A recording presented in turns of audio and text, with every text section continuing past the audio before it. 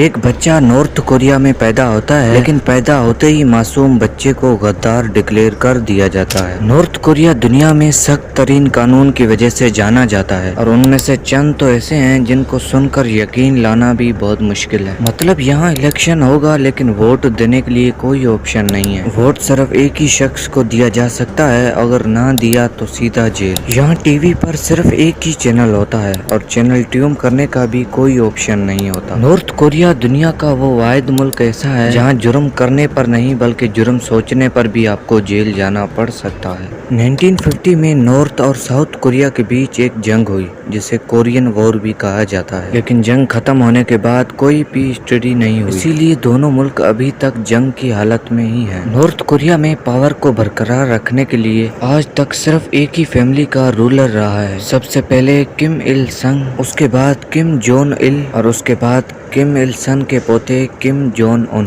ہر roller نے اپنی گدی کو بچانے کے لیے سخت سے سخت قانون کا سہارا لیا ہے۔ یہاں خوف اور سزا کے دم پر لوگوں کو زبردستی دبانے کے لیے کئی سارے رولز بنائے گئے ہیں تاکہ لوگ ساؤتھ کوریا اور ویسٹرن کلچر سے امپریس ہو کر ہمارے خلاف نہ ہو جائیں۔ اور آج ہم ان میں سے کچھ عجیب و غریب رولز کا ذکر کریں گے، تو آئیے شروع کرتے ہیں۔ 2024 میں نارتھ کوریا نے سن گلاسز کا استعمال اور شادی کے ڈریس پر پابندی لگا دی۔ یہاں میٹرو یا پبلک اسٹیشن پر میوزک نہیں بلکہ کم فیملی کی اسپیچز چلائی جاتی ہیں، اور اس دوران کسی کو بھی ایک دوسرے سے بات کرنے یا شور کرنے کی اجازت نہیں ہے۔ نارتھ کوریا میں اگر لوگ ساؤتھ کورین ڈرامے یا ہالی ووڈ موویز دیکھتے ہوئے پکڑے جائیں تو انہیں لیبر کیمپس یا سخت سزا کا سامنا کرنا پڑتا ہے، اور یہ اسی لیے کیا جاتا ہے تاکہ عوام پر غیر ملکی اثرات نہ پڑیں۔ نارتھ کوریا میں عام لوگوں کو انٹرنیٹ نہیں بلکہ صرف انٹرانیٹ استعمال کرنے کی اجازت ہے۔ یہ ایک طرح کا مکمل بند نیٹ ورک ہے جو صرف نارتھ کوریا کے اندر ہی چلتا ہے۔ اس نیٹ ورک پر بھی اسٹیٹ مانیٹر کرتی ہے اور دیکھا جاتا ہے کہ لوگ کیا دیکھ رہے ہیں، کیا پڑھ رہے ہیں اور کیا بات کر رہے ہیں۔ اس طرح حکومت لوگوں تک پہنچنے والی انفارمیشن کو کنٹرول کرتی ہے تاکہ وہ باہر کی دنیا سے متاثر نہ ہو۔ نارتھ کوریا میں اسٹیٹ کی پرمیشن کے بغیر غیر ملک فون کرنا بھی اللیگل ہے، یعنی آپ کو ملک سے باہر اگر کسی سے بات کرنی ہے تو اس کے لیے حکومت سے پرمیشن لینا ضروری ہے۔ یہاں پر ٹی وی، ریڈیو یا اخبارات میں صرف اسٹیٹ ہی چلا سکتی ہے، پرائیویٹ میڈیا کا تصور کرنا بھی ممکن نہیں۔ اس میڈیا پر صرف حکومت کی تعریف، کم ڈائنیسٹی کی شان اور غیر ملکی دشمن جیسا کہ US کا ذکر ہوتا ہے۔ وہاں کے عام لوگوں میں بچپن سے ہی امریکہ کے خلاف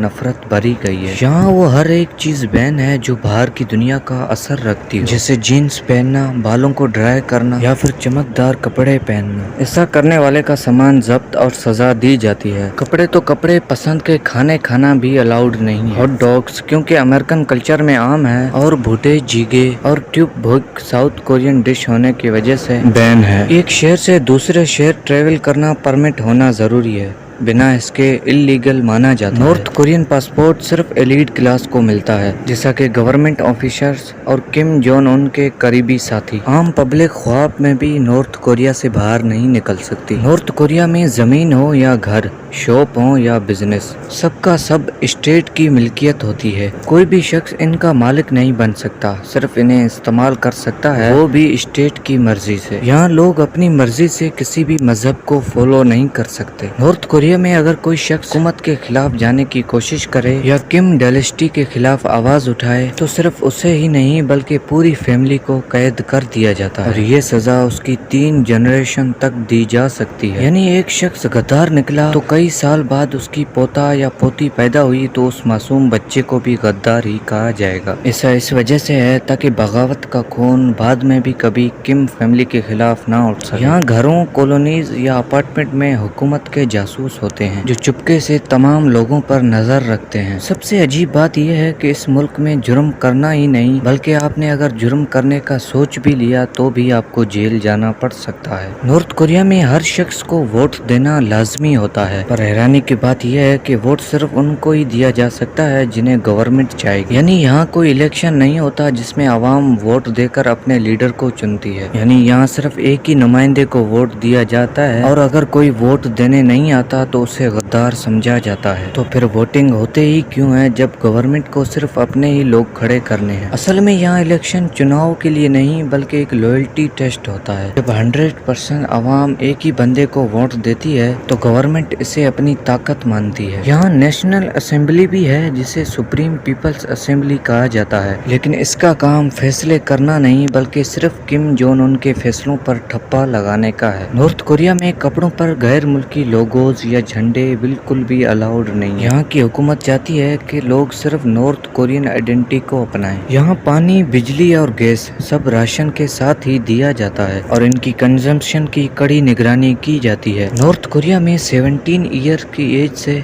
मिलिट्री में 10 ईयर तक सर्विस करना हर शहरी के लिए जरूरी होता है। नॉर्थ कोरिया पूरी दुनिया से इतना कटा हुआ है कि उसका कैलेंडर भी फर्क है, जिसे ज्यूस कैलेंडर कहा जाता है। नॉर्थ कोरिया की दुनिया से कटे रहने की वजूहात कई सामने आती हैं। एक तो किम रजीम को डर है कि अगर लोगों को बाहर की दुनिया का पता चल गया तो वो हुकूमत के खिलाफ हो जाएंगे, इसलिए मीडिया, ट्रेवल, इंटरनेट सब पे बैन लगा हुआ है। यहाँ आपको बताते चलें कि इनमें से कई रूल्स हो सकता है खत्म हो गए हों, लेकिन इससे भी ज्यादा खतरनाक बना दिए गए हों। इस बारे में अपडेटेड इन्फॉर्मेशन किसी के पास भी नहीं है। ये सारी इन्फॉर्मेशन भी उन लोगों ने लीक की जो 1953 के बाद नॉर्थ कोरिया से भागने में कामयाब हो गए।